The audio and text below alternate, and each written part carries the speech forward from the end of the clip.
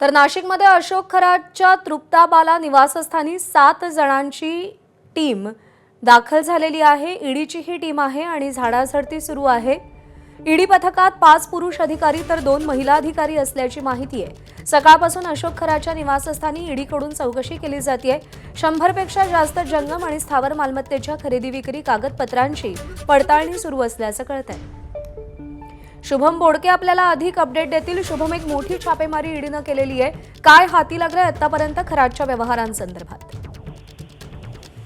नक्कीच खरं तर सकाळी 6 वाजेपासून या ईडीच्या टीमकडनं या अशोक खरातचं जे तृप्ताबाला निवासस्थान आहे त्या घराची झाडाझडती सुरू आहे। काही महत्त्वाचे कागदपत्र देखील या ईडीच्या अधिकाऱ्यांच्या हाती लागल्याची माहिती मिळते आणि या सगळ्या कागदपत्रांची माहिती घेऊन त्या संदर्भातील सखोल जी चौकशी आहे ती खरं तर केली जाते।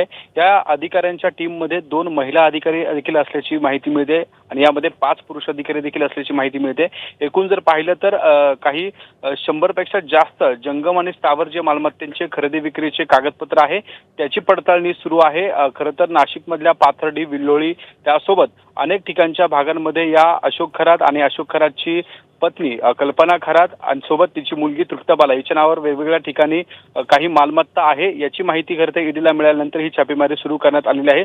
सोबत अशोक खरातची नाशिक शहरामधले वेगवेगळ्या ठिकाणची जमिनी ज्या आहेत त्या जमिनींची देखील माहिती घेतली जाते। या जमिनी नेमक्या कशा मिळवल्या, हा पैसा नेमका कुठून आला याची सगळी चौकशी जी आहे ती खरं तर ईडीकडनं सुरू आहे आणि एकूण आज या ईडीच्या टीमकडून जी झाडाझडती सुरू आहे त्यामध्ये बरोबर, त्यामुळे आता आणखी काय काय हाती लागतं याचे अपडेट जाणून घेत राहू। तुर्तास धन्यवाद शुभम दिलेल्या माहितीसाठी। तर स्वतःला दैवी अवतार भासवणारा भोंदू अशोक खरातच्या पायाखालची जमीन सरकली आहे। पोलीस कोठडीच्या पहिल्या 2-3 दिवसात पोलिसांना घोर अपराध करताय असं धमकावणारा, पोलिसांचंच भविष्य सांगण्याचा प्रयत्न करणारा अशोक खरात आता आपल्याच भविष्याबद्दल चिंतित आहे। खरात कोठडीत जास्त बोलत नाही, जेवणही कमी झाल्याची माहिती सूत्रांनी दिली आहे। खरातला तपास अधिकाऱ्यांनी पत्नी कल्पना कुठे असेल याबाबत पुन्हा विचारलं असता देवालाच माहीत असं उत्तर त्यानं दिलं। मात्र मुलगा हर्षवर्धन हा खरातचा घरात सर्वात लाडका आहे, त्यामुळे मुलाशी फोनवर बोलू देण्याची विनंती तो तपास यंत्रणांना करत असून मुलाची काळजी वाटते असं तो वारंवार बोलून दाखवतोय अशी माहिती सूत्रांनी दिली आहे।